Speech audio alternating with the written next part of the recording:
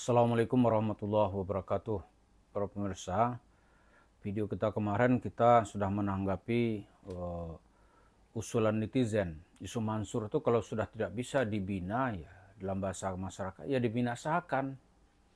Karena kemarin kita sudah mengungkap jurus-jurus Yusuf Mansur atau jurus-jurus neraka Yusuf Mansur yang berbicara atas nama agama gitu. Sekarang kita lanjutkan.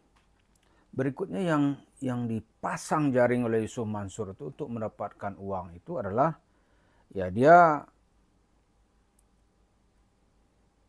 dengan sekarang dia tawarkan apa yang disebut dengan bisnis travel bis. Dia udah bicara itu, ternyata dia juga mengandalkan modal dari masyarakat. Bis untuk kemana? Bis ini dipakai nanti untuk ziarah kuburan. Jadi rupanya Yusuf Mansur ini pintar dia memanfaatkan momen gitu. Ini orang-orang di beragama terbiasa tidak perlu dalil-dalil. Udah kuburan. Lalu dikaranglah cerita-cerita kuburan wali lah, kuburan apalah gitu. Tapi nanti bisa dilihat nih, basisnya ini yang kaya Yusuf Mansur. Orang-orang yang tanam duit, tanam saham ya pasti rugi dan menjerit nanti ini. Karena dia tidak pernah benar mengurus usaha.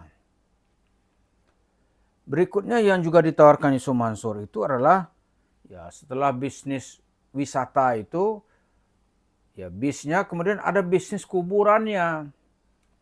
Misalnya di komplek Darul Quran di dekat apanya itu dia bikin komplek kuburan. Jadi ada orang meninggal ini, Syekh Ali Jabir gitu. Padahal secara ide dia sudah nggak sejalan dengan Ali Jabir ini. Tapi dia memanfaatkan jasad Ali Jabir, nama besar Ali Jabir.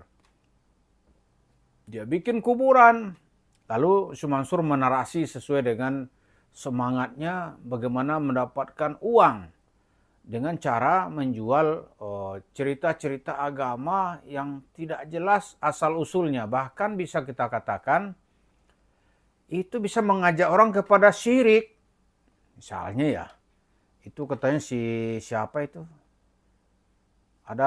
Karena di kuburan itu kan ada udah empat atau lima mayat apa yang dia pindahin ke situ.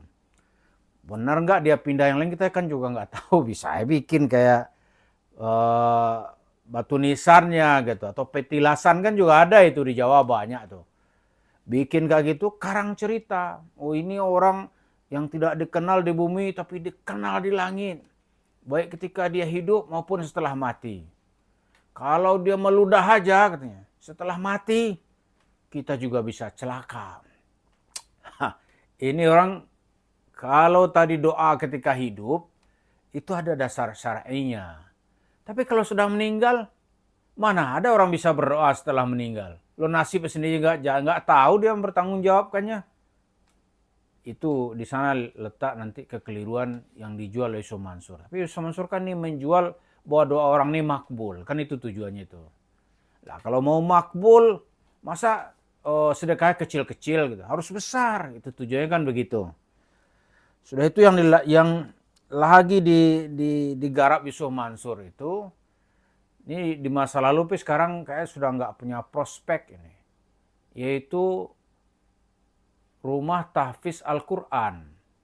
Dia ada orang menyerahkan anaknya ke pesantren atau Darul Quran lah. Itu dua yang digarap oleh Yusuf Mansur. Pertama, wali santri. Wah itu dia garap itu, sekolahnya mahal. Kemudian diminta uang sekolah 3 tahun di depan. Lalu dia suruh orang menggadaikan sertifikat rumahnya gitu. Ini ujung-ujungnya wali santrinya menjerit.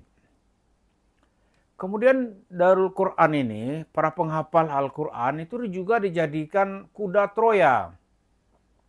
Kuda Troyanya begini, itu dijual itu orang-orang hafal Quran untuk mengajukan proposal, meminta sedekah, mencari uang kemana-mana. Bahkan terlihat kan ketika dia bermasalah di jemaah masjid kota wisata yang lebih kurang 55 miliar itu kan salah satu tujuannya kan untuk membantu rumah tahfiz Darul Quran.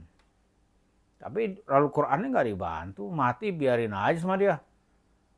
Nah ini ya tuh Darul Quran. Akhirnya Darul Quran dia itu tidak menarik secara market, dia sudah tidak punya pasar gitu.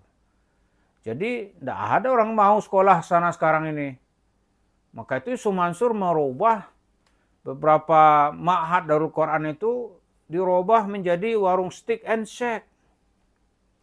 Dipikir orang sudah lupa nih, padahal itu kan masih ada foto lama. Saya mesti lihat dulu tuh. Oh ini dulu pelangnya nih akan dibangun rumah tahfiz Darul Quran, itu seperti yang terdapat di pintu gerbang UIN Syarif Hidayatullah Ciputat. Gitu. Coba lihat itu.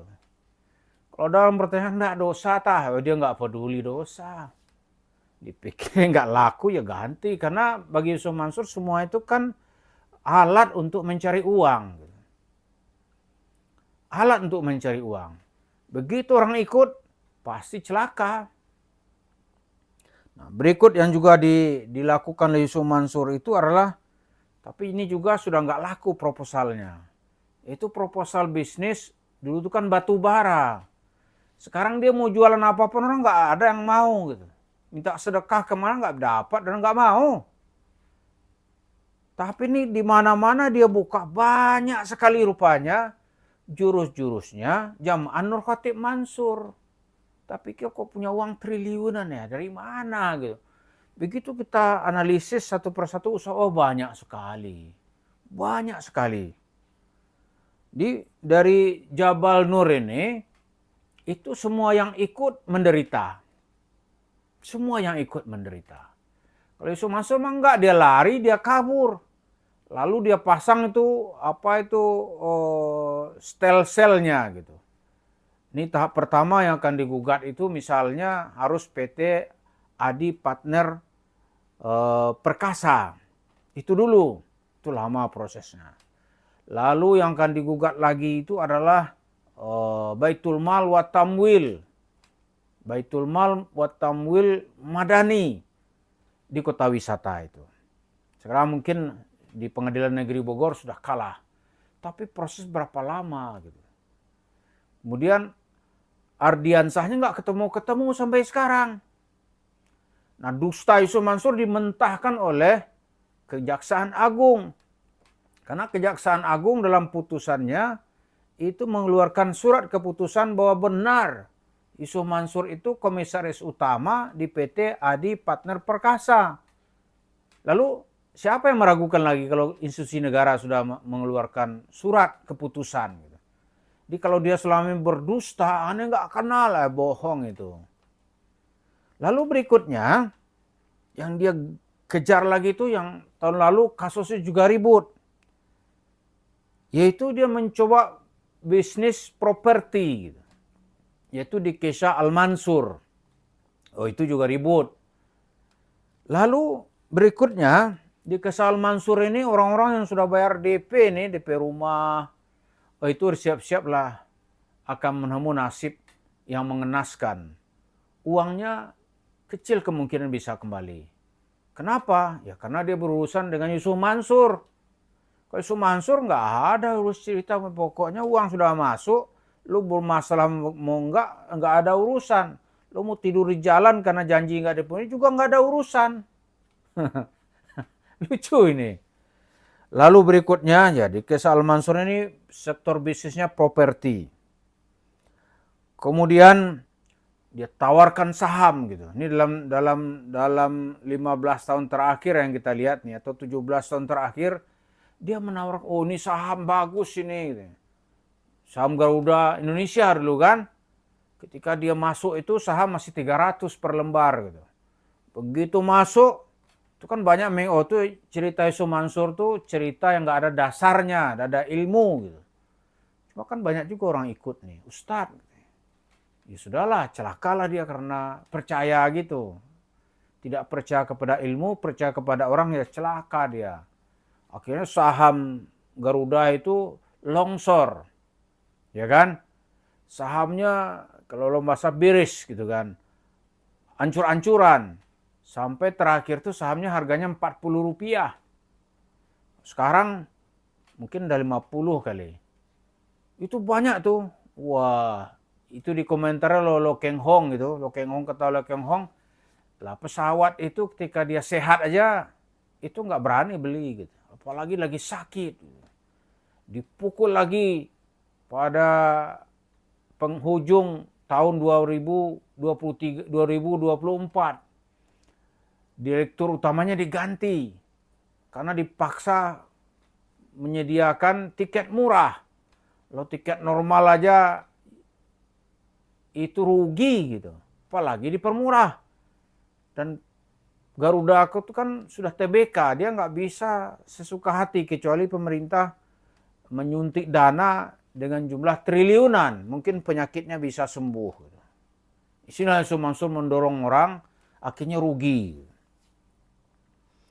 Kemudian berikutnya yang juga sekarang sedang dia nikmati itu adalah di warung Steak and Shake. Kalau itu dia untung itu. Kenapa? Karena duit tadi itu duit bersih dari investasi jemaah itu dia pindahkan atas namanya sendiri. Nah, itu dia nggak ikut-ikutan orang lain itu. Disuruh misalnya pekerjanya itu Jody Brotoseno. Itu menurut laporan yang kita dengar dia tiap bulan banyak dapat duit. Karena jumlahnya itu kan ada lebih dari 200. Lebih dari 200. Kalau sebulan aja dengan cerita kecil gitu ya. Dia mengambil 25 juta gitu. Kalau 100 kan 2,5 miliar. Kalau 200 bisa dia 5 miliar. Itu uang katanya adem, kata Yusuf Mansur begitu. Orang mau nangis nggak ada urusan dia. Dan yang selanjutnya yang banyak orang tidak tahu apa yang dikerjakan lagi oleh Yusuf Mansur dengan tipu tingkat agamanya, yaitu membuat proposal untuk membangun masjid di kota Sevilla, Spanyol. Oh, itu pernah ada itu, kita pernah buat itu nomor rekeningnya. Orang di sini dia roadshow, dia jual itu cerita hadis-hadis Nabi. Pengen nggak katanya? Kata Nabi kan siapa yang ingin mendapatkan rumah di surga, dia harus membangun rumah di muka bumi. Di bumi ini rumah Allah itu adalah masjid. Pengen rumah di surga nggak? Ya orang kan mau. 1 juta minimal. Itu nggak ada pertanggungjawaban sampai sekarang. Orang bertransaksi infak itu atau sedekah atau bantuan donasi apalah namanya 1 juta. Dia roadshow itu ke banyak kota. Kalau 1 juta orang saja gitu. Wah, itu dia sudah dapat uang itu ya berapa miliar itu. Kalau 1.000 orang dari 1 juta dia dapat 1 miliar. Kalau 1 juta orang 1 triliun. Mungkin nggak 1 juta orang gitu. Nggak ada penjelasan resmi dari Yusuf Mansur. Jadi apa aja yang dikerjakan Yusuf Mansur ini pasti ujung-ujungnya bercerita uang. Uang itu bahasanya nih bahasa syariah, bahasa bersama gitu. Tapi tujuan akhirnya untuk dirinya sendiri. Jadi orang payah-payah bekerja, hasilnya diambil oleh Yusuf Mansur. Dia obrollah pahala-pahala gitu. Dan terakhir dia bertahta di atas singgasana warung Steak and Shake tuh punya aneh gitu. Padahal tuh punya ribuan orang di situ tuh yang bersedekah, yang dikasih cerita-cerita palsu. Mudah-mudahan Allah itu tidak pernah tidur, tapi kewajiban kita dalam kehidupan ini terus menggugat hak-hak yang diselewengkan oleh orang lain, termasuk oleh Yusuf Mansur. Terima kasih. Assalamualaikum warahmatullahi wabarakatuh.